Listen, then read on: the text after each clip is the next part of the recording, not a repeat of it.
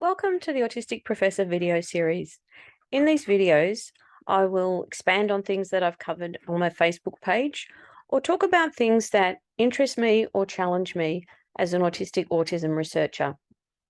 In this first episode, I want to talk about the power of words and specifically to answer the question, am I full or am I autistic?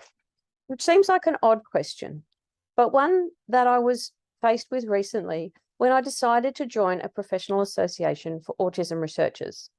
For those of you who don't know me, I'm a fairly senior academic who published my first refereed paper on autism back in 2009.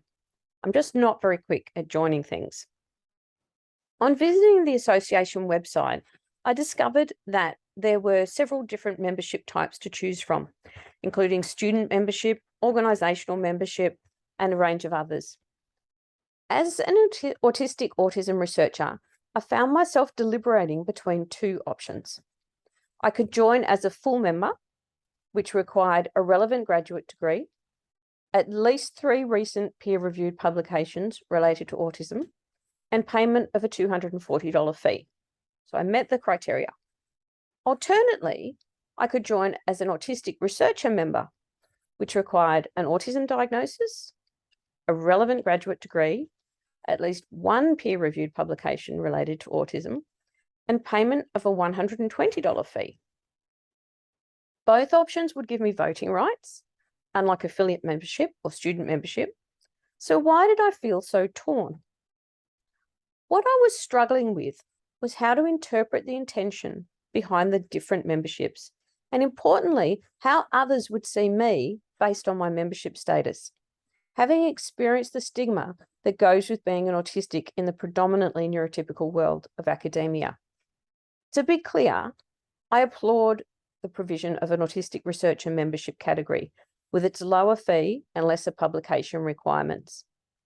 At a minimum, this reflects an awareness of the systemic barriers that face autistic people in education and employment, limiting our opportunities to complete post-secondary education and to obtain well-paid employment in many careers that we would like to follow.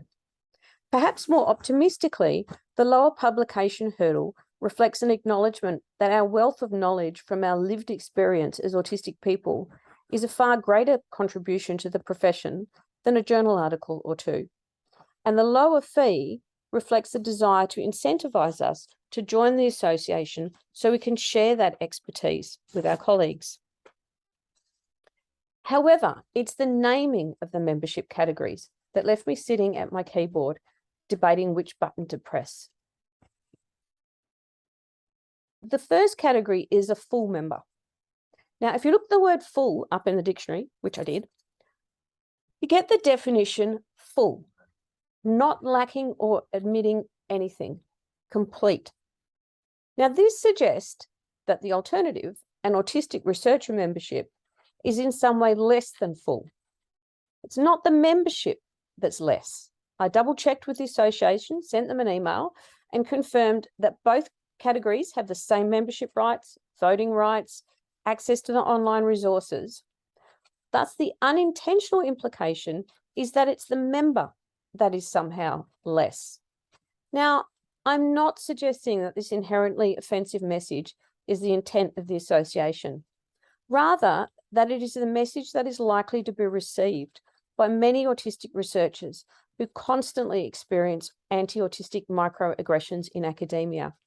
And importantly, by the many non-autistic researchers who still see us as token members of the Academy rather than equal partners in the research endeavour. This could have been avoided by naming the first group general members or some other neutral term, like non-autistic members. Words are powerful. If we want to create a truly inclusive world, starting with associations that are founded on the principle of advancing outcomes for autistic people, let's choose our words carefully.